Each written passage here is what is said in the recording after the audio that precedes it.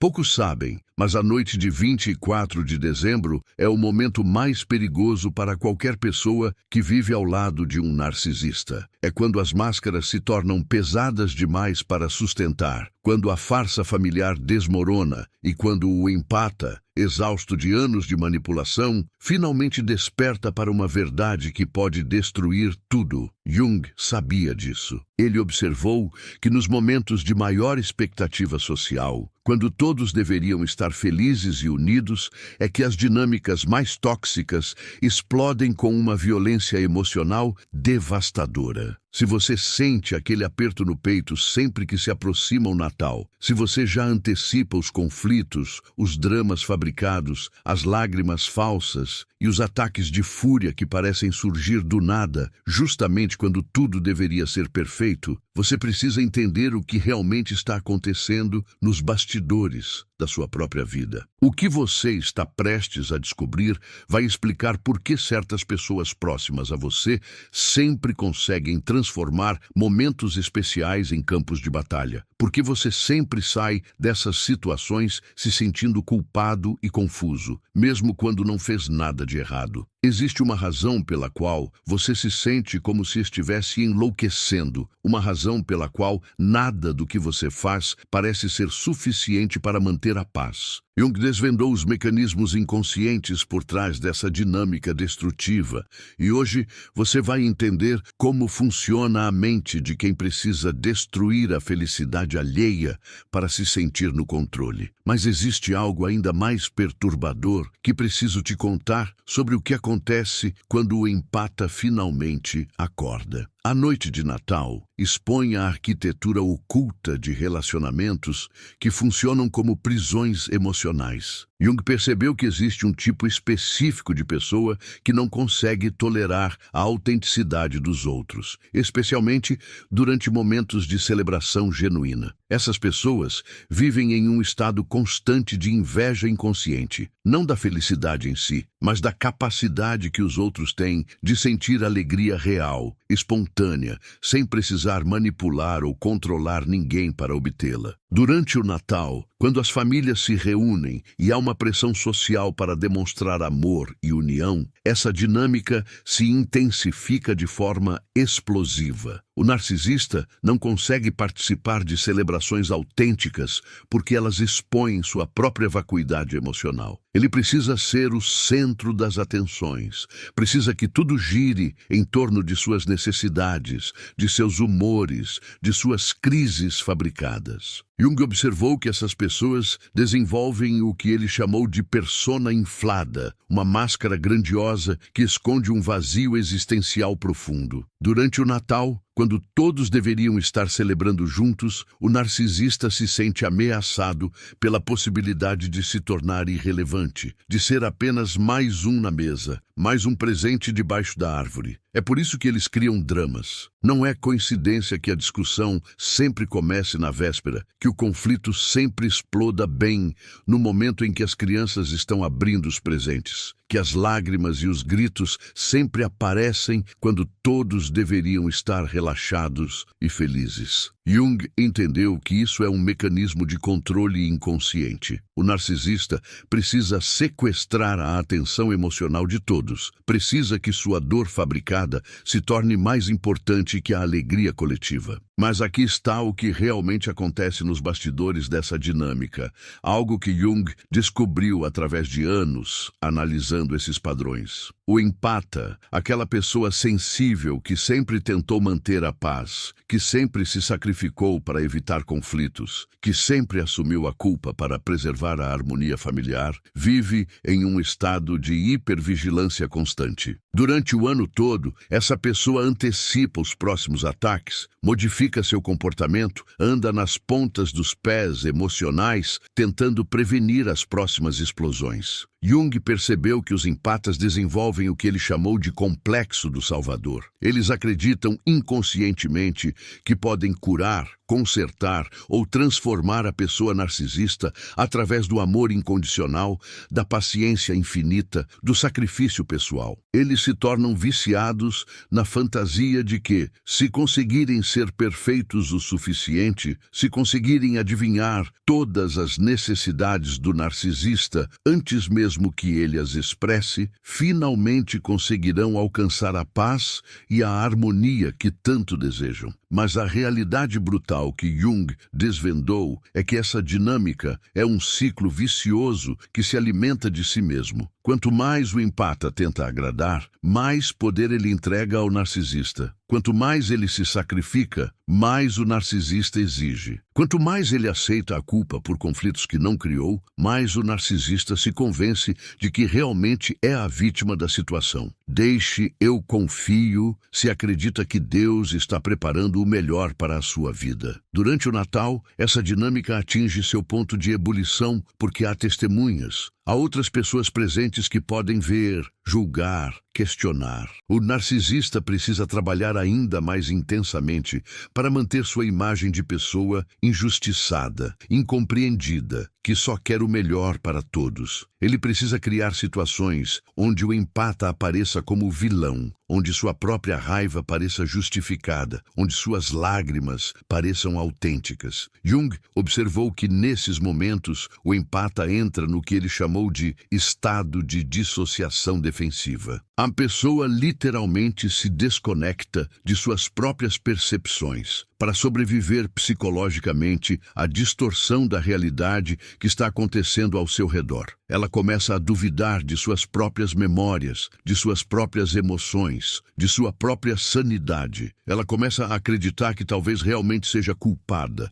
que talvez realmente esteja sendo ingrata, insensível, egoísta. Mas existe um momento específico, um ponto de ruptura que Jung identificou nos seus estudos sobre individuação, quando algo fundamental muda na psique do empata. É como se um interruptor fosse acionado depois de anos, às vezes décadas, de condicionamento. De repente, a névoa mental se dissipa, as peças do quebra-cabeça se encaixam. A pessoa vê com clareza cristalina o padrão que estava se repetindo, a manipulação que estava acontecendo, a realidade que estava sendo distorcida. Jung chamou esse momento de confronto com a sombra, mas em um sentido muito específico. Não é a sombra do empata que está sendo revelada, mas a sombra do sistema familiar inteiro. A pessoa finalmente enxerga que não estava louca, que suas percepções estavam corretas, que sua dor era real e justificada. Ela percebe que passou anos sendo responsabilizada por emoções e comportamentos que não eram seus. Esse despertar é simultaneamente libertador e aterrorizante, porque significa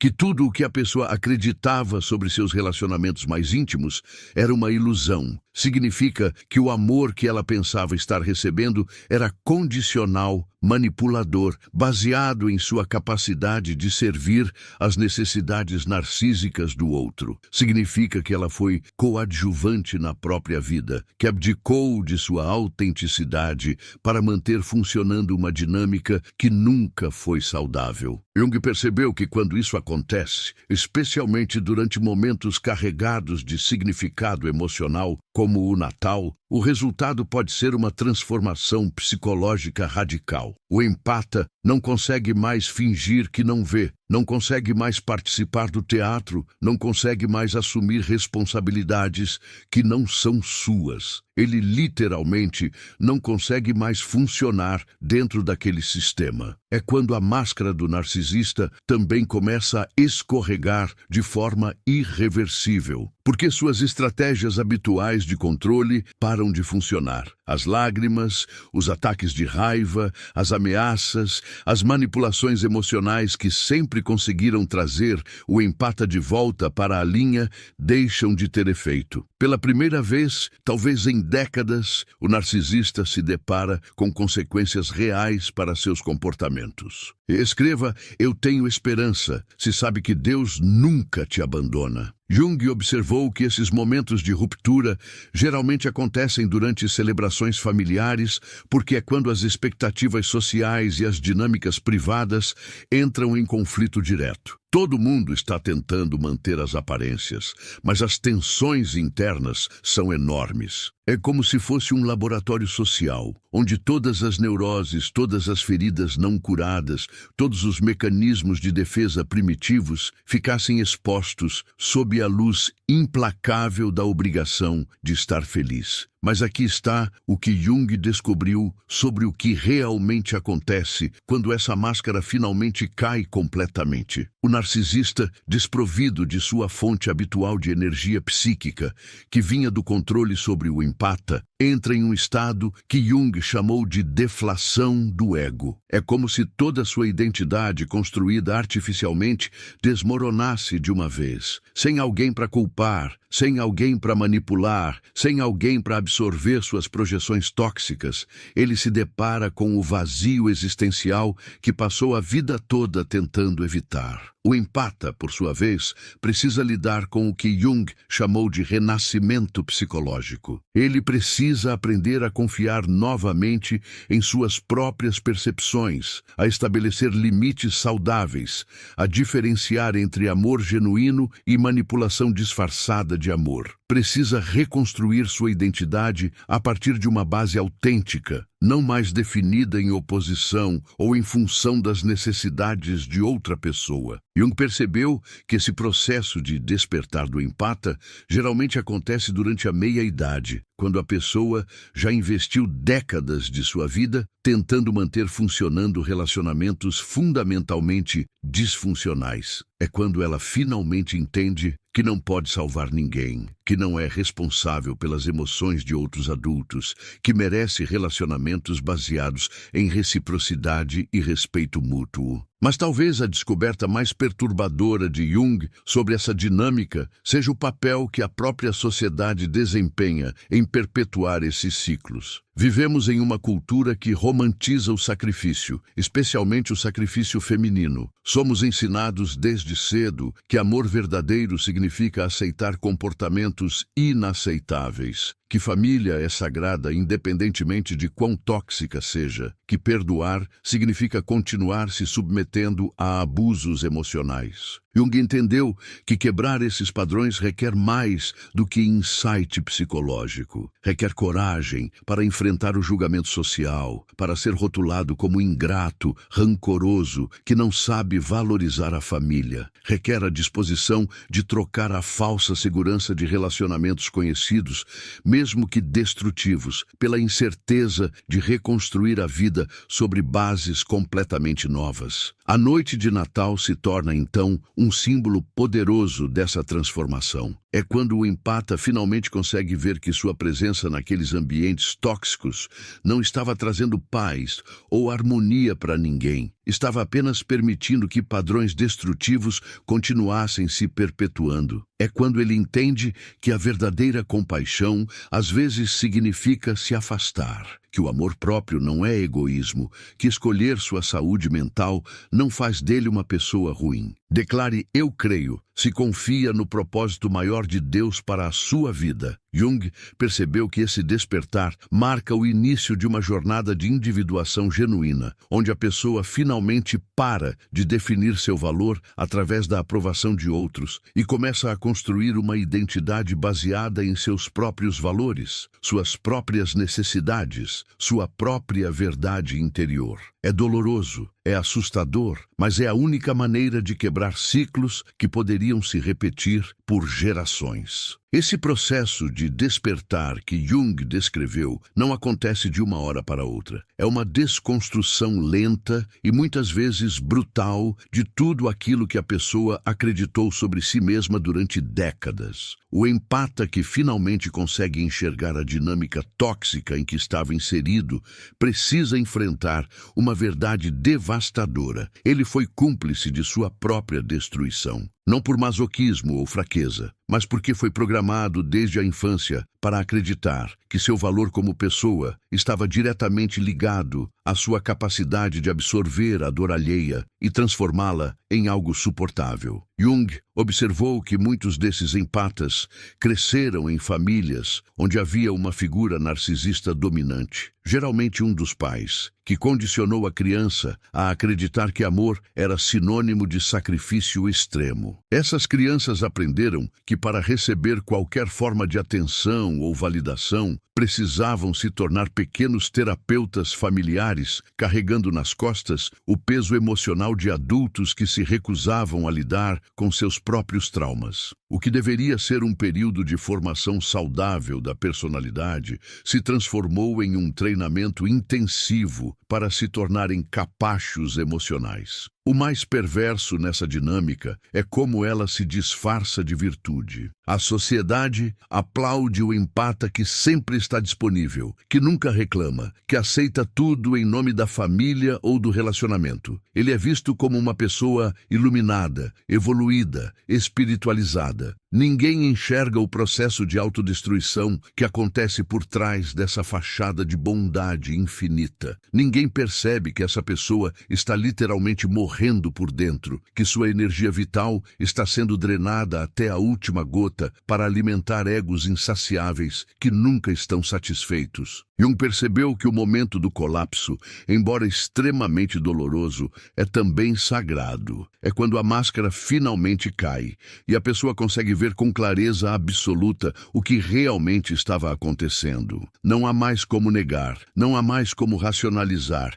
não há mais como encontrar desculpas para comportamentos indesculpáveis. É como se uma luz brutal fosse acesa em um quarto escuro, onde a pessoa viveu a vida toda, revelando detalhes horripilantes que sempre estiveram lá, mas que ela se recusou a enxergar. Esse despertar traz consigo uma raiva profunda e justificada, uma raiva que o empata nunca se permitiu sentir, porque foi ensinado que raiva é coisa de pessoa má, que pessoas evoluídas não sentem raiva, que perdão significa engolir a raiva e continuar como se nada tivesse acontecido. Mas Jung entendeu que essa raiva é combustível para a transformação. Ela é a energia que a pessoa precisa para finalmente criar limites, para dizer não, para escolher a si mesma pela primeira vez na vida. O processo de individuação que se inicia após esse colapso é aterrorizante, porque significa deixar para trás não apenas relacionamentos tóxicos, mas toda uma identidade construída em torno do papel de salvador, cuidador, absorvedor de problemas alheios. A pessoa precisa aprender quem ela é quando não está servindo aos outros, quando não está resolvendo crises, quando não está sendo útil para ninguém. É uma experiência de vazio existencial que pode durar meses ou anos. Não perca mais tempo vivendo com esse fardo. Garanta agora o seu livro digital Guia Prático e Chocante para Desarmar o Narcisista sem discussão. E descubra como aplicar essas poderosas lições no seu dia a dia. Atenção! O estoque é limitado e está se esgotando rapidamente. Clique agora no primeiro comentário fixado e comece sua jornada em direção à paz e confiança que você merece. Jung observou que muitos empatas, durante esse período de transição, passam por uma fase que ele chamou de egoísmo sagrado. Depois de uma vida inteira colocando as necessidades de todos acima das suas próprias, eles precisam passar por um período onde aprendem a priorizar a si mesmos de forma quase exagerada. Isso é necessário para recalibrar o sistema interno que estava completamente desregulado. É como se a pessoa precisasse ir para o extremo oposto antes de encontrar um ponto de equilíbrio saudável. Durante essa fase, o empata em recuperação frequentemente se torna alvo de ataques intensos por parte dos narcisistas que perderam seu fornecedor de energia emocional. Eles tentam todas as estratégias possíveis para reconquistar o controle controle, chantagem emocional, vitimização extrema, promessas de mudança, ameaças veladas, manipulação através de terceiros. Jung percebeu que essa é a hora mais perigosa do processo, porque o empata ainda está vulnerável e pode ser tentado a voltar aos padrões antigos. A sociedade também não facilita essa transição. Familiares, amigos e conhecidos muitas vezes pressionam o empata para voltar ao papel antigo, usando argumentos como maturidade, perdão, união familiar. Eles não conseguem entender que o que parecia harmonia era, na verdade, uma paz podre, mantida às custas da saúde mental e emocional de uma pessoa. Para eles, qualquer mudança nessa dinâmica representa caos e instabilidade. Jung observou que é fundamental que o empata em processo de despertar encontre uma rede de apoio que entenda a natureza tóxica dos relacionamentos que ele está deixando para trás. Sem esse suporte, a pressão social pode ser devastadora o suficiente para forçar a pessoa de volta aos padrões destrutivos. É por isso que muitos empatas permanecem presos em ciclos abusivos por décadas, mesmo depois de terem consciência do que está acontecendo. O processo de reconstrução da identidade é longo e complexo. A pessoa precisa aprender habilidades básicas de vida emocional que nunca desenvolveu, como identificar e expressar suas próprias emoções, como estabelecer limites saudáveis, como lidar com culpa e manipulação, como construir relacionamentos baseados em reciprocidade ao invés de sacrifício unilateral. É como se ela precisasse passar por uma segunda infância emocional, mas desta vez com consciência e intenção. Jung percebeu que os empatas que conseguem completar esse processo de transformação frequentemente se tornam pessoas extraordinariamente sábias e equilibradas. Eles mantêm sua capacidade natural de compaixão e empatia, mas agora ela está equilibrada com autorrespeito e limites saudáveis. Eles conseguem ajudar outros sem se destruir no processo. Conseguem amar sem se anular. Conseguem perdoar sem continuar se submetendo a abusos. A noite de Natal simboliza esse ponto de virada porque representa o momento em que todas as máscaras caem e as dinâmicas familiares tóxicas ficam expostas em sua forma mais crua. É quando o empata finalmente consegue ver que sua presença nesses ambientes não está trazendo cura ou harmonia para ninguém, está apenas perpetuando padrões doentios que poderiam se repetir por gerações. Deixe eu confio em Deus, se sente que sua vitória está chegando. O narcisista nunca esperou que essa transformação fosse possível. Durante anos, ele observou o empata se curvar, ceder, se adaptar infinitamente às suas necessidades e chegou à conclusão equivocada de que essa seria uma condição permanente. O narcisista vive numa realidade distorcida, onde acredita genuinamente que as pessoas existem para servi-lo, que seu bem-estar é mais importante que o de qualquer outra pessoa e que ele tem o direito natural de drenar a energia alheia sempre que necessário. Quando o empata finalmente estabelece limites firmes e para de alimentar esse sistema parasitário, o narcisista experimenta algo próximo ao desespero existencial. Jung observou que o narcisista patológico tem uma estrutura psicológica extremamente frágil, disfarçada de grandiosa. Por baixo de toda aquela arrogância e sensação de superioridade, existe um vazio aterrorizante e uma insegurança tão profunda que ele não consegue nem mesmo reconhecê-la conscientemente. Toda a sua identidade foi construída em torno da capacidade de manipular e controlar outros para manter sua autoimagem inflada. Quando o empata se retira desse jogo, é como se o narcisista perdesse um espelho fundamental que refletia de volta a versão idealizada de si mesmo. A reação inicial é sempre de choque e incredulidade. O narcisista simplesmente não consegue processar que alguém a quem ele considera inferior tenha encontrado força para desafiar sua autoridade. Ele interpreta essa mudança não como crescimento ou cura da parte do empata, mas como traição, ingratidão ou algum tipo de crise temporária que pode ser corrigida com as estratégias de manipulação certas. É aí que começam as tentativas desesperadas de reconquista. O narcisista vai oscilar entre extremos emocionais numa dança previsível, mas devastadora. Primeiro vem a fase do encanto renovado, onde ele se torna subitamente atencioso, carinhoso, até mesmo vulnerável. Ele pode confessar erros passados, prometer mudanças radicais, demonstrar uma sensibilidade que o empata nunca viu antes. Essa performance é tão convincente que muitos empatas se deixam seduzir de volta ao relacionamento tóxico, acreditando que finalmente conseguiram tocar o coração do narcisista e inspirar uma transformação genuína. Mas Jung sabia que essa vulnerabilidade aparente é apenas outra forma de manipulação. O narcisista não tem acesso real à vulnerabilidade autêntica, porque isso exigiria que ele confrontasse o vazio interior que passa a vida toda tentando evitar. O que ele oferece é uma performance calculada, baseada no que ele acredita que o empata quer ver. É como um ator interpretando o papel de pessoa arrependida, mas sem nenhuma compreensão real do que significa arrependimento genuíno. Quando essa estratégia falha e o empata se mantém firme em seus limites, o narcisista entra na segunda fase, a punição. Aqui emergem todas as táticas de guerra psicológica que ele desenvolveu ao longo dos anos. Ele pode se tornar frio e rejeitador, usar triangulação, trazendo terceiros para o conflito, espalhar mentiras sobre o empata para isolá-lo socialmente, ou partir para ataques diretos ao amor próprio da pessoa com críticas devastadoras projetadas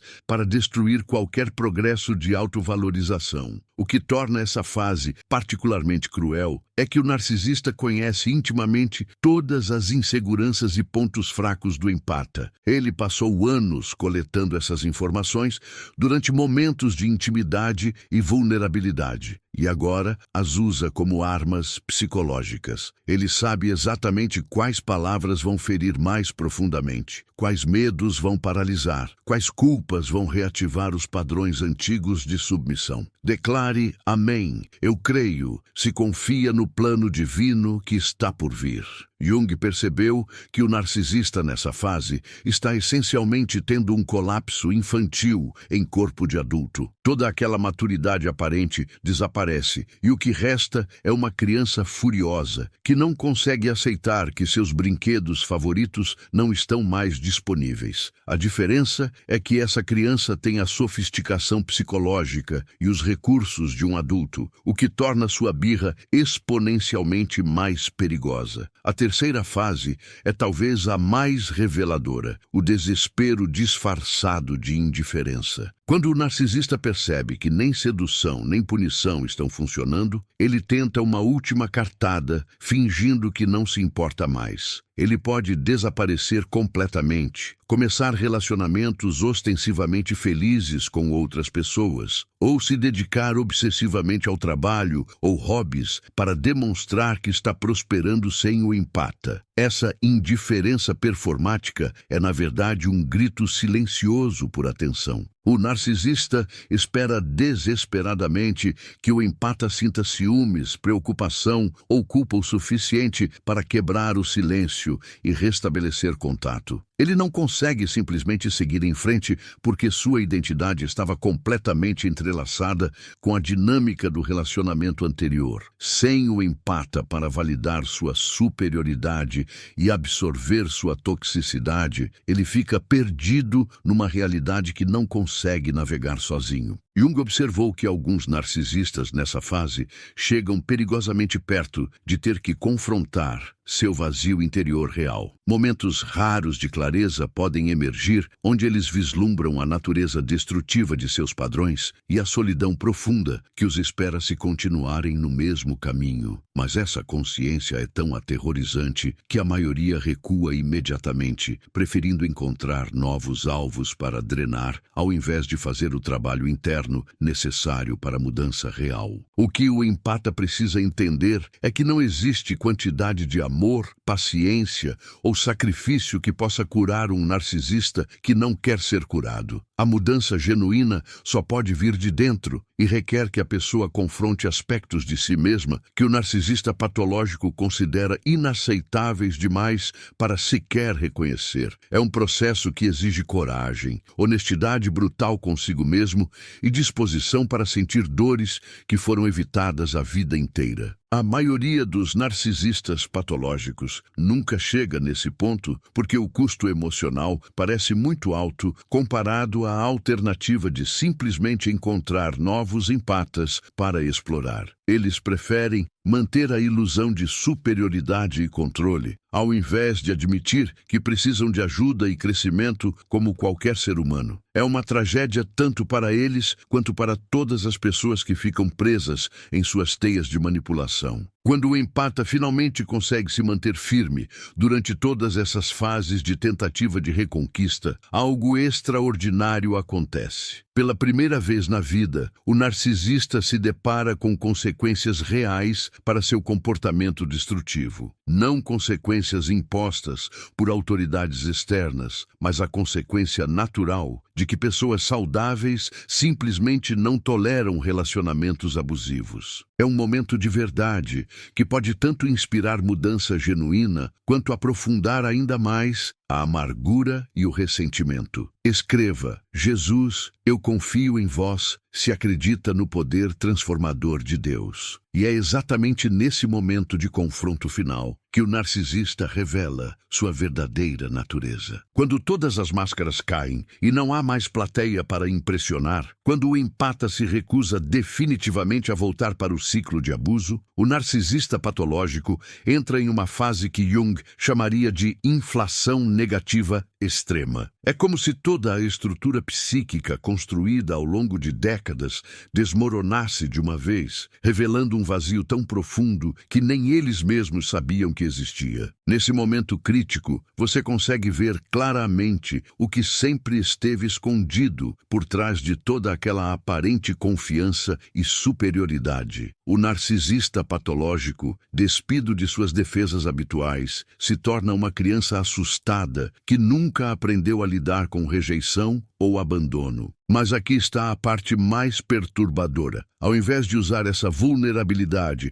como uma oportunidade de crescimento, como uma pessoa saudável faria, eles a transformam em combustível para uma raiva ainda mais destrutiva. A ferida narcísica que se abre nesse momento não é apenas profunda, é existencial. Para o narcisista patológico, perder o controle sobre o empata não é apenas uma decepção romântica ou uma perda pessoal, é uma ameaça direta à sua identidade fundamental. Toda a narrativa que eles construíram sobre si mesmos como seres superiores, irresistíveis e no controle absoluto das situações, desmorona diante da realidade de que alguém os rejeitou definitivamente. O que torna essa situação ainda mais complexa é que o empata, mesmo depois de tomar a decisão difícil de se afastar, muitas vezes ainda sente uma compaixão genuína pelo sofrimento do narcisista. Isso não é masoquismo ou codependência, como muitos querem simplificar. É a expressão natural de uma pessoa que desenvolveu a capacidade de ver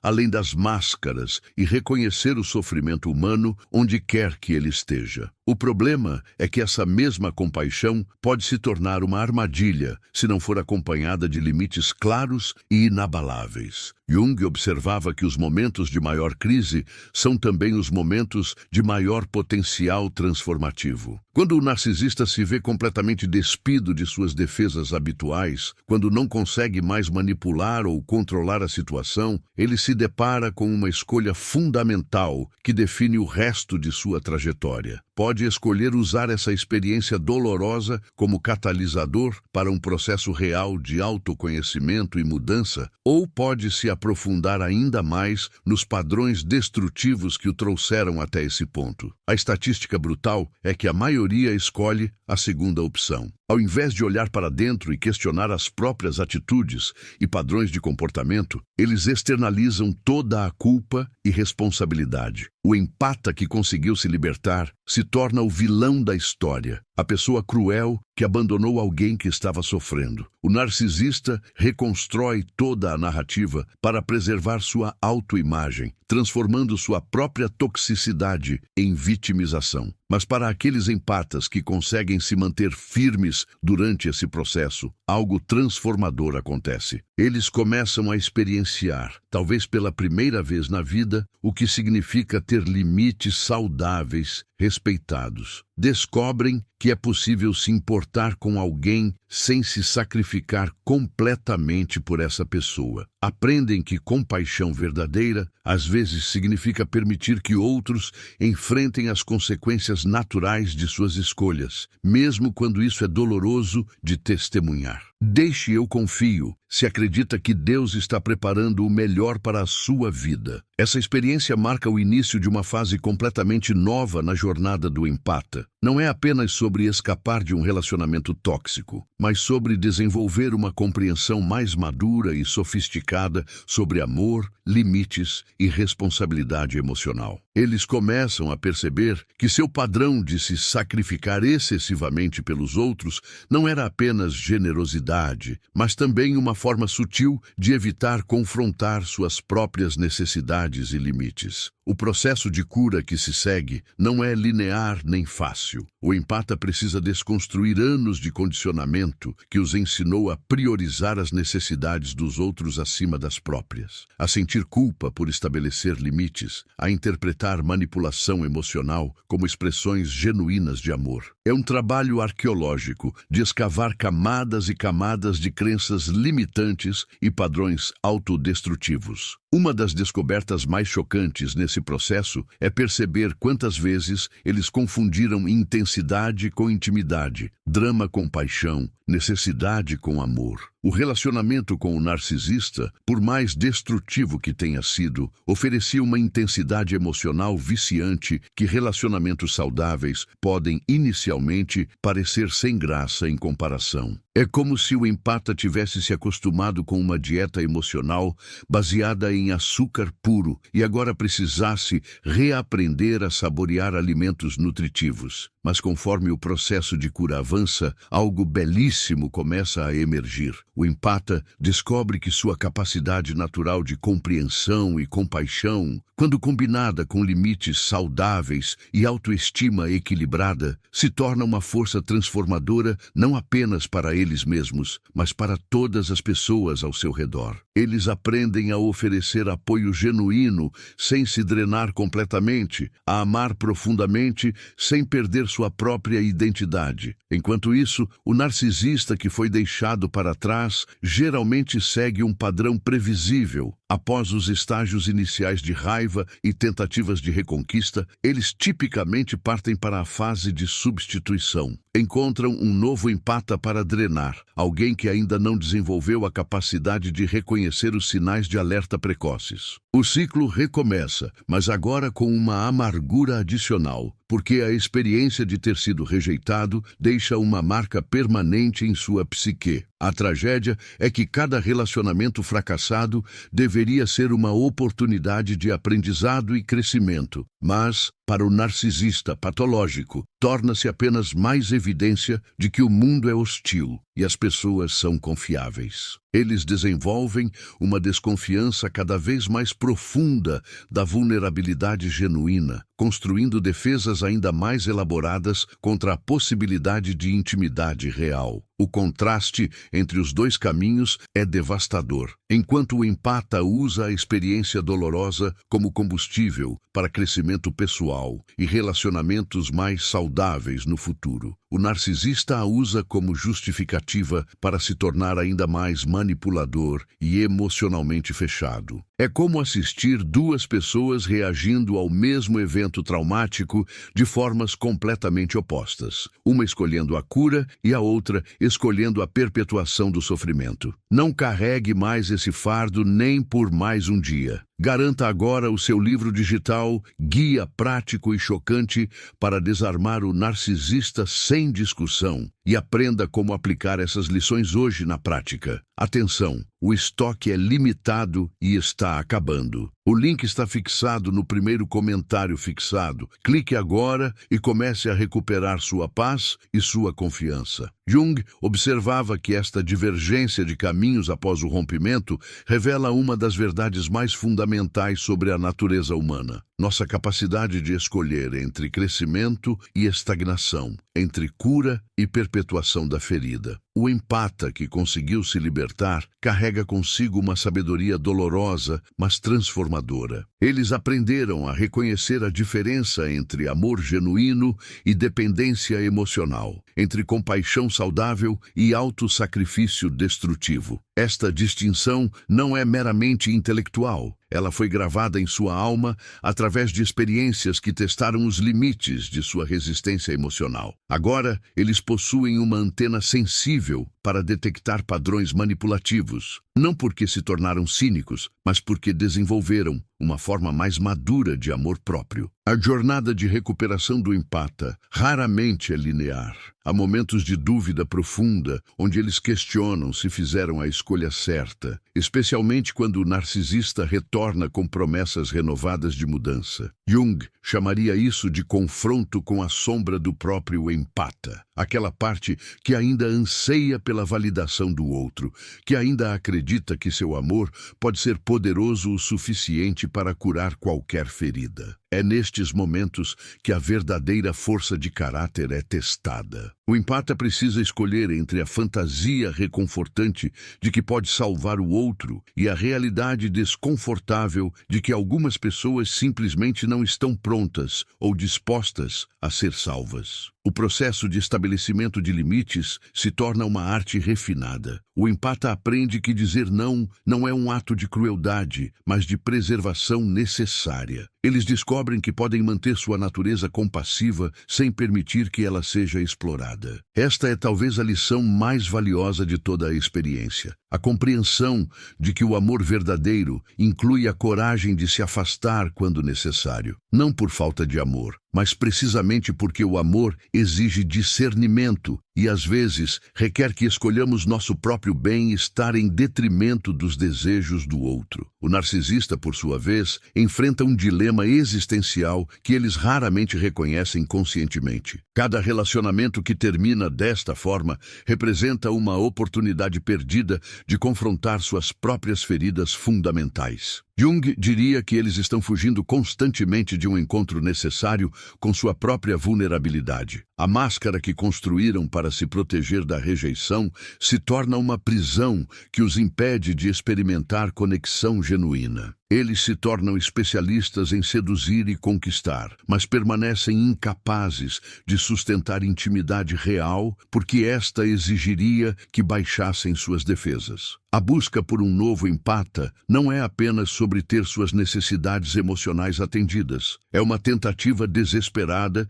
de provar para si mesmos que são dignos de amor, mas de uma forma que nunca os force a confrontar suas próprias limitações. Eles procuram alguém que os admire incondicionalmente, que aceite sua versão idealizada de si mesmos, sem questionar as inconsistências óbvias. É uma busca fadada ao fracasso, porque está baseada em uma premissa falsa, a ideia de que podemos ser amados verdadeiramente sem nunca nos mostrarmos vulneráveis. A amargura que se desenvolve no narcisista após cada relacionamento fracassado é como um veneno que se acumula em seu sistema emocional. Cada rejeição confirma suas crenças mais profundas sobre a natureza traiçoeira das pessoas e a impossibilidade de confiar genuinamente em alguém. Eles não conseguem ver que suas próprias ações criaram as condições para a rejeição. Em sua mente, eles foram vítimas de pessoas ingratas que não souberam valorizar tudo o que ofereceram.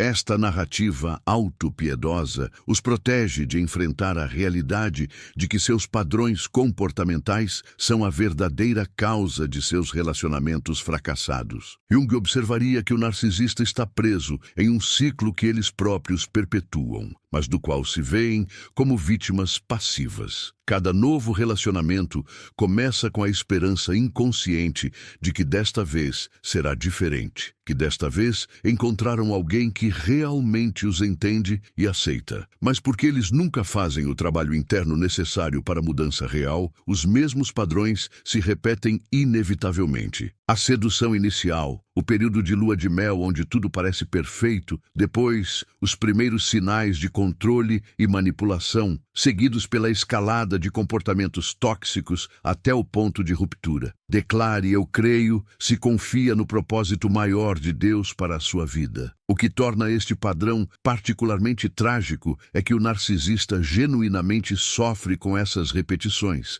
mas seu sofrimento nunca se traduz em autoconhecimento real. Eles sofrem, mas de uma forma que os mantém presos em vez de os libertar. É como alguém que continua tocando em uma ferida aberta em vez de permitir que ela cicatrize. O sofrimento se torna familiar, quase reconfortante em sua previsibilidade, mais fácil de suportar do que a incerteza assustadora do crescimento pessoal genuíno. A diferença fundamental entre os dois tipos de sofrimento é que o empata usa sua dor como combustível para a transformação, enquanto o narcisista a usa como evidência de que o mundo é cruel e injusto. O empata pergunta: o que posso aprender com isso? O narcisista declara: por que isso sempre acontece comigo? Esta diferença na forma de processar experiências dolorosas determina se uma pessoa evolui ou permanece estagnada em padrões destrutivos. Para o empata em processo de cura, cada relacionamento subsequente se torna uma oportunidade de aplicar as lições aprendidas. Eles desenvolvem a capacidade de reconhecer amor verdadeiro quando o encontram, porque agora sabem a diferença entre ser valorizado por suas qualidades genuínas e ser explorado por sua generosidade. Eles aprenderam que relacionamentos saudáveis são construídos sobre reciprocidade, respeito mútuo e a capacidade de ambas as partes de serem vulneráveis sem medo de retaliação ou manipulação. O narcisista, incapaz de processar rejeição de forma construtiva, desenvolve estratégias cada vez mais sofisticadas para evitar confrontar suas próprias contribuições para o fracasso de seus relacionamentos. Eles podem se tornar mais charmosos superficialmente, mais hábeis em identificar e explorar as inseguranças de potenciais parceiros, mais eficientes em criar a ilusão de intimidade sem nunca realmente se expor. Mas estas são apenas versões refinadas dos mesmos padrões destrutivos, não mudanças genuínas. Jung entenderia que esta dinâmica representa um dos aspectos mais sombrios da condição humana. Nossa capacidade de usar experiências que deveriam nos ensinar e curar como justificativas para nos tornarmos ainda mais defendidos e emocionalmente inacessíveis. O narcisista se torna um especialista em evitar exatamente aquilo que mais precisa, um encontro honesto consigo mesmo e com suas próprias feridas não cicatrizadas. Esta é a tragédia final do padrão narcisista empático. Enquanto um lado usa a experiência para crescer em sabedoria e maturidade emocional, o outro a usa para se tornar mais habilidoso em perpetuar os mesmos ciclos destrutivos. O empata se torna mais capaz de amor genuíno, o narcisista se torna mais eficiente em simular intimidade sem nunca realmente a experimentar. A noite de Natal não é apenas uma data no calendário. É o momento em que as máscaras sociais se tornam mais pesadas, quando a solidão grita mais alto por debaixo dos sorrisos forçados, quando a necessidade de pertencimento se intensifica até o ponto de ruptura. É nesta noite que muitas pessoas finalmente entendem que passaram anos inteiros sendo personagens em roteiros que outros escreveram para elas. Jung sabia que os momentos de maior coletividade revelam nossa mais profunda individualidade, e o Natal é o palco perfeito para este teatro psicológico. 5. Escreva: Deus é fiel se acredita que ele nunca falha com aqueles que têm fé. O empata que chega a esta conclusão carrega consigo uma sabedoria conquistada através da dor. Ele aprendeu a distinguir entre o amor que nutre e o amor que devora, entre a generosidade que constrói e a que destrói quem dá. Esta distinção não é apenas intelectual, ela está gravada em cada fibra do seu ser através de experiências que transformaram sua ingenuidade em discernimento. Quando ele agora olha para uma pessoa, não vê apenas o potencial de bondade que ela carrega, mas também a responsabilidade que ela tem sobre suas próprias escolhas. Ele compreendeu que amar verdadeiramente alguém significa permitir que essa pessoa enfrente as consequências de seus próprios atos, mesmo quando isso dói profundamente em quem observa. Esta transformação não acontece da noite para o dia. É um processo gradual de reconhecimento de padrões que se estendia por anos, décadas talvez. O empata começa a perceber que sua compaixão estava sendo sistematicamente direcionada para pessoas que nunca demonstraram a mesma compaixão por ele. Ele nota que suas tentativas de compreender e perdoar eram recebidas não como dádivas, mas como direitos adquiridos. A generosidade que ele oferecia livremente se transformou, aos olhos do narcisista, em algo que lhe era devido simplesmente por existir. Jung entenderia que este despertar representa uma individuação genuína, um momento em que o empata finalmente para de definir seu valor através da aprovação alheia e começa a reconhecer sua própria dignidade intrínseca. Ele desenvolve uma forma de amor próprio que não é egoísmo, mas sim o reconhecimento saudável de que também merece receber aquilo que sempre esteve disposto a dar. Esta consciência muda fundamentalmente a forma como ele se relaciona com o mundo. O narcisista, confrontado com esta nova versão do empata, experimenta algo que sua estrutura psicológica não consegue processar adequadamente: a irrelevância. Durante anos, ele se acostumou a ser o centro gravitacional da dinâmica emocional do relacionamento. Suas necessidades, seus humores, suas crises, seus triunfos ocupavam a maior parte do espaço psíquico compartilhado. Quando o empata para de orbitar ao redor dele, quando para de interpretar cada gesto e palavra como sinais que precisam ser decodificados e respondidos, o narcisista se vê diante de um vazio que nunca aprendeu a preencher de forma saudável. Esta experiência de irrelevância desencadeia uma série de tentativas cada vez mais desesperadas de recapturar a atenção perdida. O narcisista pode intensificar suas demonstrações de charme, criar crises fictícias que demandem intervenção, ou mesmo apelar para manipulações mais sofisticadas, que explorem memórias afetivas específicas do relacionamento. Mas algo fundamental mudou. O empata agora possui um sistema imunológico emocional desenvolvido. Ele reconhece estas táticas não apenas intelectualmente, mas visceralmente, da mesma forma como o corpo reconhece e rejeita uma infecção. A tragédia do narcisista é que ele interpreta esta nova resistência do empata como crueldade, quando na verdade é o primeiro sinal de saúde emocional genuína que o relacionamento já demonstrou. Ele não consegue compreender que o empata não parou de amá-lo por maldade, mas começou a amar a si mesmo por necessidade de sobrevivência psicológica. Esta incompreensão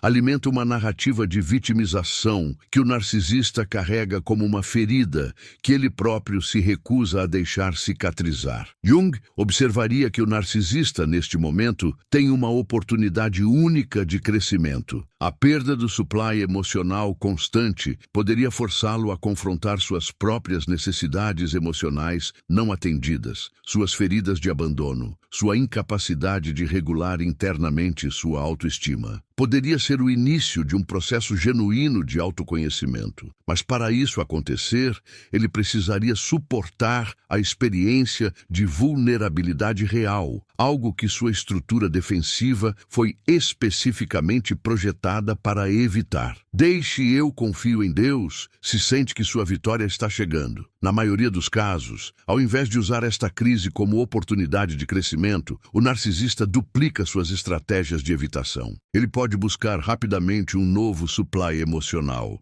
alguém que ainda não desenvolveu resistência às suas manipulações. Pode também se refugiar em narrativas que preservem sua autoimagem grandiosa, histórias onde ele é sempre o incompreendido, sempre aquele que ama demais, sempre a vítima de pessoas insensíveis e cruéis. O empata, observando este padrão, experimenta uma mistura complexa de alívio e tristeza. Alívio por finalmente estar livre de uma dinâmica que estava lentamente erodindo sua saúde mental e emocional. Tristeza ao perceber que a pessoa por quem ele sentiu amor genuíno preferiu manter seus padrões destrutivos a crescer na direção de uma intimidade real. Esta tristeza não é nostálgica, não é o tipo de dor que faz alguém querer voltar atrás. É a tristeza que sentimos quando testemunhamos alguém desperdiçar seu próprio potencial. Com o tempo, esta tristeza se transforma em uma forma profunda de compaixão à distância.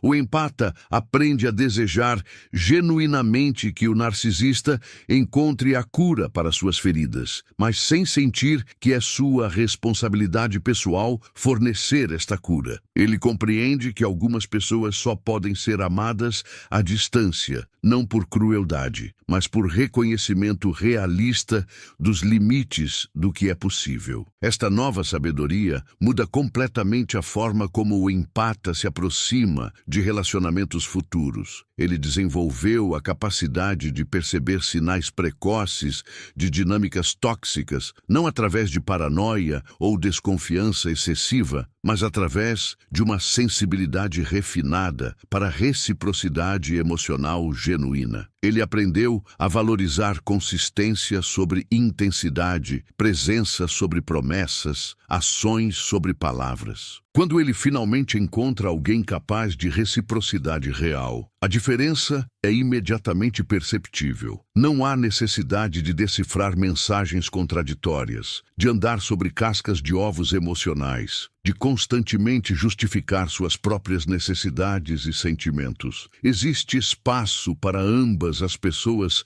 existirem plenamente no relacionamento, espaço para vulnerabilidade mútua, para crescimento compartilhado, para o tipo de intimidade que fortalece ao invés de drenar. Jung entenderia que esta evolução representa uma vitória não apenas pessoal, mas arquetípica. O empata conseguiu integrar sua sombra de forma construtiva, reconhecendo que sua compaixão sem limites era em parte uma forma de evitar confrontar seus próprios medos de abandono e rejeição. Ao aprender a estabelecer limites saudáveis, ele não se tornou menos compassivo, tornou-se mais efetivamente compassivo. O narcisista, por outro lado, representa a tragédia da sombra não integrada. Sua recusa em confrontar seus aspectos mais difíceis o condena a repetir os mesmos padrões destrutivos indefinidamente. Ele se torna prisioneiro de sua própria necessidade de manter uma imagem que não corresponde à realidade de sua experiência interna. Declare amém, eu creio, se confia no plano divino que está por vir. A noite de Natal, neste contexto, se torna um símbolo poderoso. Para o empata, representa renascimento, a possibilidade de começar de novo